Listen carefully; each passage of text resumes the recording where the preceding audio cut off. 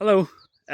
So I'm going to do a quick video about the HGLRC Draco, which I've just noticed has been announced for sale or pre-sale on their website. It's a ground unit and a VTX, 1 watt VTX with a choice of two cameras, A1 14mm camera and the A2, which is a 19mm camera, which also has night mode.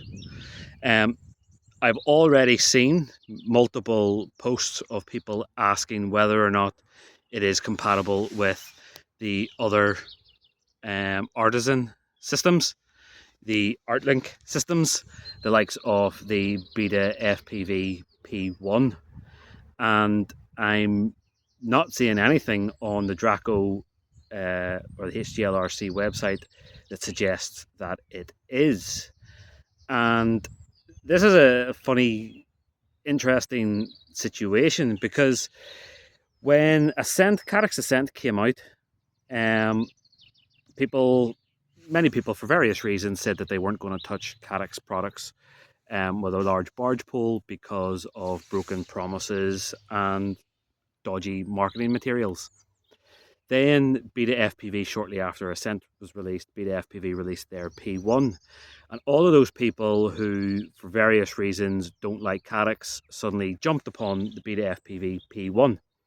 And one of the things that they pointed to was this compatibility kind of paragraphs where they talk about how it uses software that allows it to be compatible with others that use the Artlynk or Artisan chipsets. So everybody pointed at that and said, haha, we don't need to use Carex Ascent because we can buy into the Beta FPV P1 and more systems will come along using the chipset that will allow us to expand the system. So rightly so, everybody that sees another Artlynk type system appearing on the market obviously asks the question, is this compatible with other systems? And I'm not seeing anywhere on any of these other companies' websites that says that they are compatible. So what do we take from this? Well, it seems that Beta FPV are making a promise, are marketing their system based on what, falsehoods, or maybe they're not promising anything. And what my opinion was at the time I seen P1 was they're not saying that it's compatible with other systems. They're asking other companies to get involved and to make their systems compatible.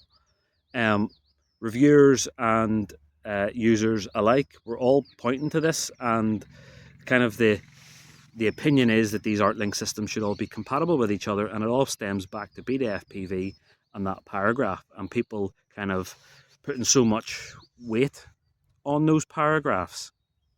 Now, I have no problem with Beta FPV. I like them as a company. They're small whoops and things I like. I have multiple items of their hardware, quads and flight controllers and things. So I don't have any problem with Beta FPV and them mentioning this. The problem that I have is the hypocrisy within the community where Carex were berated, rightly or wrongly, for broken promises and dodgy marketing. And yet it seems that the darling of the budget HD systems, Beta FPV, and their P1 are immune to these criticisms. So I would just like to see more people now that Draco and these other systems are starting to come to market.